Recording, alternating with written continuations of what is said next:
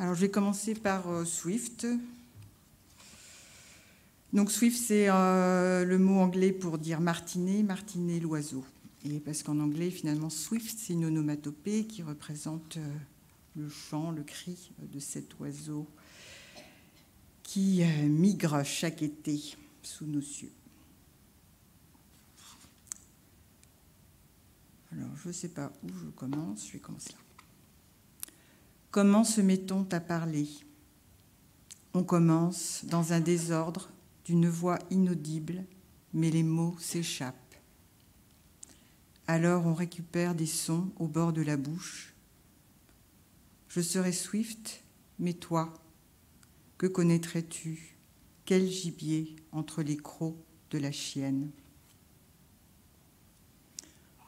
Dans ce temps d'aphasie où je cherche un chemin entre les langues, les Swifts s'élancent dans la vitesse des remuements. Les cris absorbent l'air, les cris stridents sans voir. Les Swifts volent au travers du corps. Peut-être suis-je enfin en train d'apprendre à parler une autre langue. On ne l'aperçoit qu'à l'écoute. Elle a son bruit qui va loin, ralentit, rassemble.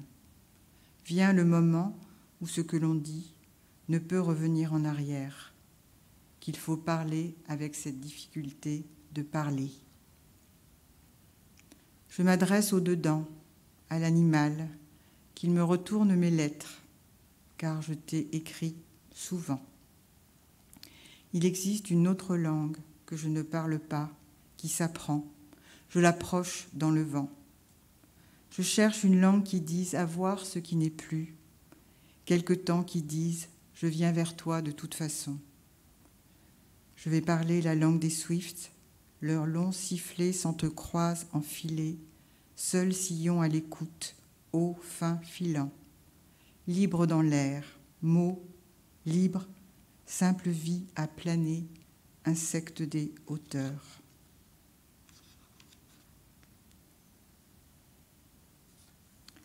Dans les courants d'air glacés du nord, comment savoir s'ils peinent ou aiment, et peut-être que pour eux, cela n'a pas d'importance. Swift. Fuite de la fragile ligne de leur vol, danse leur vol dans la danse du vent. Pas un mot ne semble pouvoir s'ajuster à ce que l'on ressent. Ils sont là, les Swifts, dans un ciel très sec. L'émotion qu'ils m'apportent disparaît sous ce trait de crayon qui les immobilise. On glisse sur les choses, rien n'accroche, car alors, comment rendrait-elle complice de ce qui a été mais n'est plus ? Les Swifts jouent avec le vent. Ciel blanc de pages blanches, sans trait ni Swift, si peu de chaleur que leur absence grandit. Il faudrait plus d'un trait, une nuée s'élevant en spirale, dormir dans l'air. Juste quelques courbes qui planent, changent de direction, se soulèvent, retombent, portées par l'air. Au moment où je passe, un marteau-piqueur démarre, en éclat de bruit, torpille l'air, crépite. Réserve de silence en hauteur, au loin. Comment y accéder ? Les Swifts volent au travers du corps. Il faudrait renoncer à ce que l'on ressent pour écrire. Quel en est le doute ?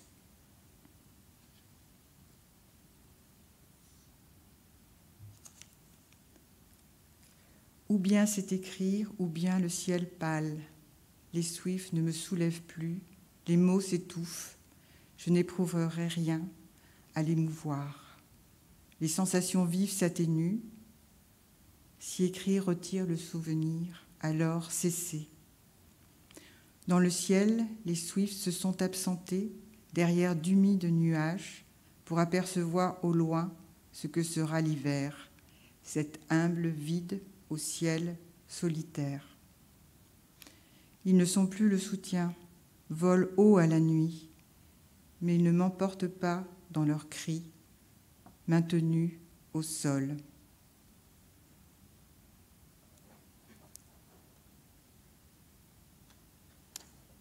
Alors, je vais passer à un autre recueil qui s'intitule Cardamine. Cette fois-ci, c'est le nom d'une petite fleur sauvage que personne ne connaît, que tout le monde piétine. Hiver.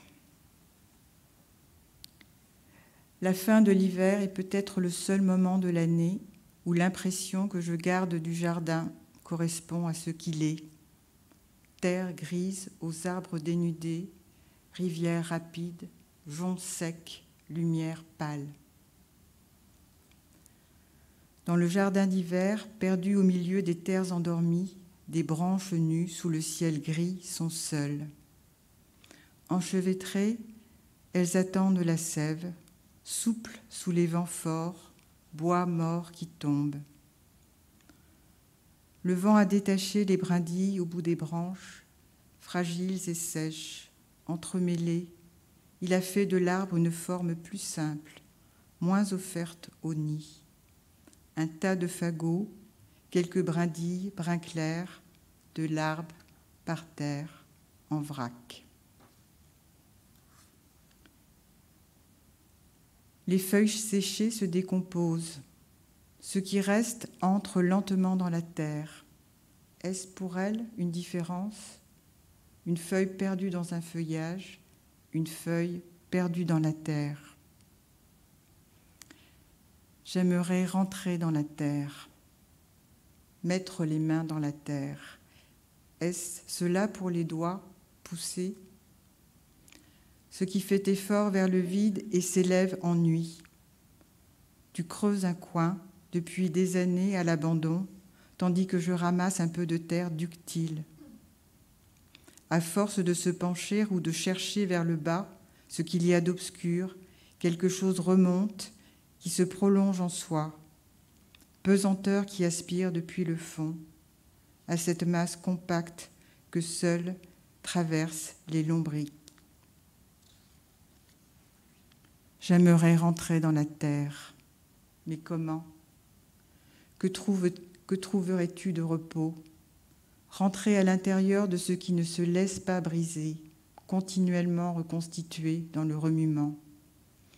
Les pattes qui excavent de chaque côté du mufle taupier trouvent l'air et le poil soyeux brille. Tu creuses les monticules percés menant aux galeries, les attrapes à la main. Très vite, elles sortent pour replonger aussitôt. Quand l'odeur de la terre noire, fine, pauvre des jardins de ville, monte après la pluie, je perçois le tout début de ce qui pourrait être le besoin d'y pénétrer. J'aimerais rentrer dans la terre. Est-ce pour l'opacité de disparaître dans le calme du soir, ombre qui glisse, s'enfonce à l'intérieur du sol par paliers, ou bien s'agit-il d'épaissir, d'être si lourde que l'on ne puisse plus se soulever? Est-ce que l'on se suffirait d'être une herbe? On s'enfonce vers la chaleur profonde du sol, vers les tout débuts, vers les milliards d'années accumulées par strates, contenant des ossements, des coquillages, des villes entières, des formes de vies oubliées, abandonnées. C'est dans l'hiver du jardin qu'il existe encore un retrait, un monde assouvi. J'aimerais rentrer dans la terre, dans son silence, basculer dans une sorte d'évanouissement, car le mouvement doit être souple, sans contrainte. L'envie de rentrer sous terre, je peux la comprendre, se faire petite, disparaître, quand il n'y a plus d'autres moyens pour se fuir. La terre s'ouvrirait et l'on pourrait passer.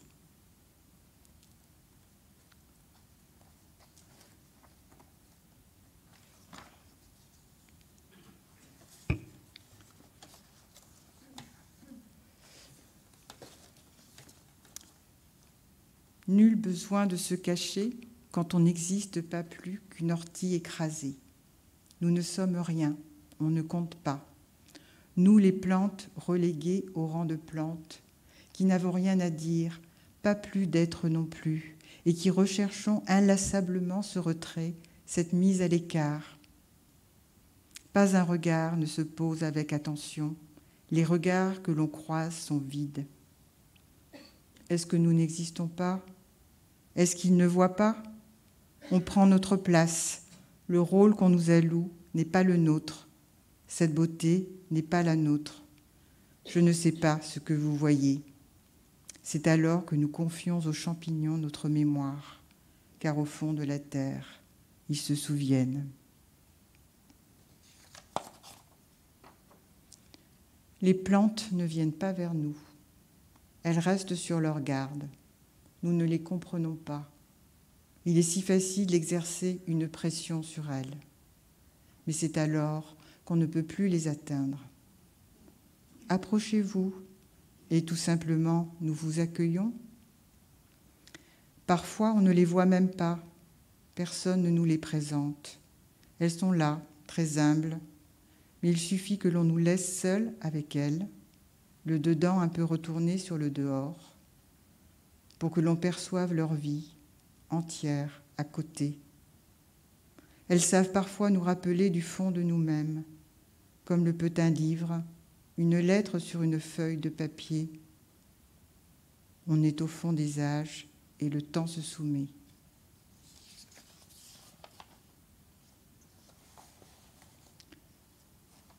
Camélia. Rose d'une simple fleur. Un bouton a bien voulu s'ouvrir, d'autres pétales pendent misérablement. À quel moment les aider à mourir? Ouvrir un bouton de fleurs en train de sécher ou pourrir. Il ne suffit pas de vouloir dans un monde où ce que l'on tente d'accomplir nécessairement s'échoue, tourne au manquement. Il est inutile d'offrir une résistance, un vouloir vivre, dit la fleur. On dirait qu'il suffit de s'écarter à une certaine distance sans se détacher pourtant. C'est ainsi que je pousse, dit la feuille.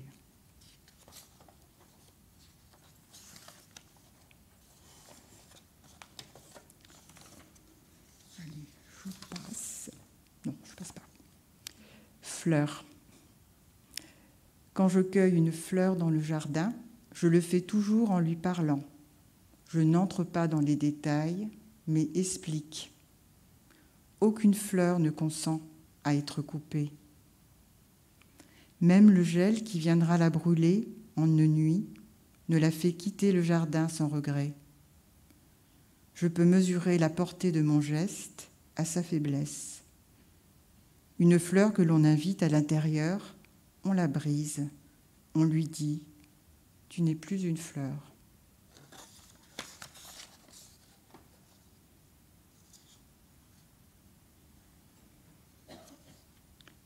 Patience et attention, si on ne les a pas apprises, pas assez pratiquées, il peut être trop tard. Si l'on s'attarde, nous les voyons venir vers nous depuis leur autre dimension temporelle. Autre chose de la plante, elle perd la mémoire. Ce qu'elle a été. Elle se bouture, mais elle ignore son passé.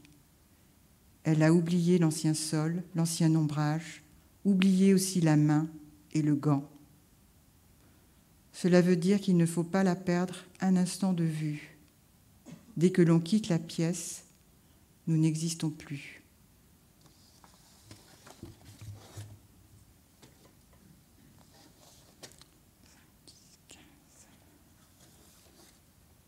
Alors, quelques poèmes de nature en décomposition, c'est-à-dire nature décomposée en éléments, et cycle des pierres, du bois, de l'air, du feu, mais là je vais plutôt m'arrêter au cycle de la pierre, je pense.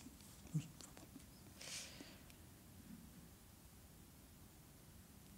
J'ai mis la main dans le mur évidé, les pierres énormes en déséquilibre. Ce sont des cailloux qui remplissent le ventre, la terre sableuse et liquide. Je pense à ceux qui voudraient atteindre l'immortalité.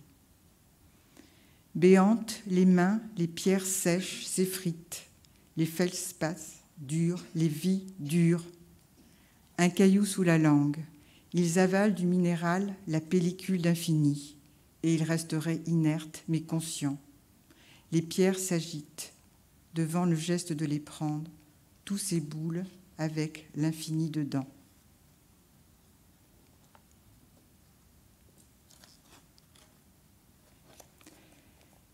C'est calme que l'on entre dans les pierres.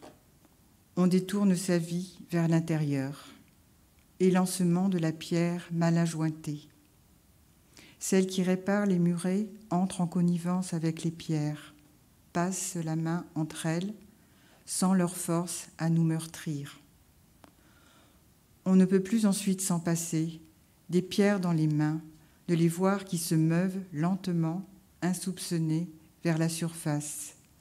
Rien ne les lie, sinon ce qui circule en elles. Pas des parpaings ou des briques, les pierres, sèches, libres, aphrodisiaques. La pie est dans le tilleul, au-dessus de la rue, immeuble en pierre partout.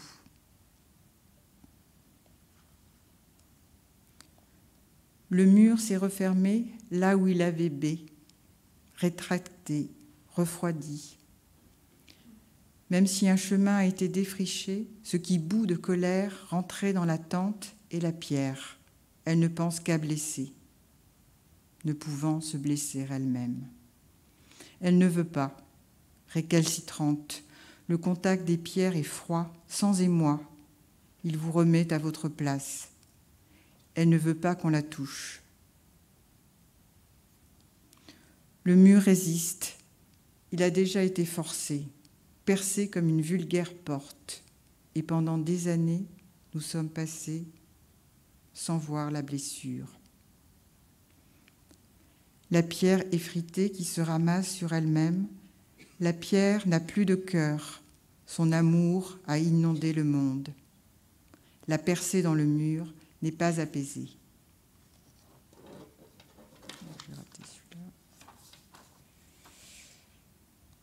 Alors. Cette pierre-là, tombée dans la main, corps autour se resserre comme pour la réchauffer. Les montagnes au loin disparaissent. Pudeur de la pierre chute à mes pieds. Je ne sais pas encore ce qui m'attend. Elle s'échappe, perce la terre, veut rejoindre l'axe central et tourner en incandescence. Un troglodyte inquiet.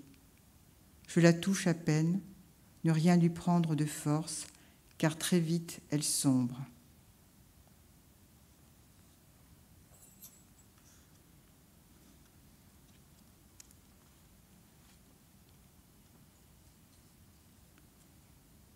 Donc je passe au cycle du bois, rapidement. Caduques, des parties du corps tombent ou sèchent. Les pins n'ont pas d'autre choix. Ils perdent tout. On nous ronge de l'intérieur, quelque chose qui empêche de revenir à ce qu'on croyait devoir être, mais continue de croître, de nous écarter au plus loin des autres, qui ne veulent pas mourir. Ce qui me retire du monde, une cuillère, ni grande ni petite, mais qui plonge vite et recueille tout ce qu'elle peut.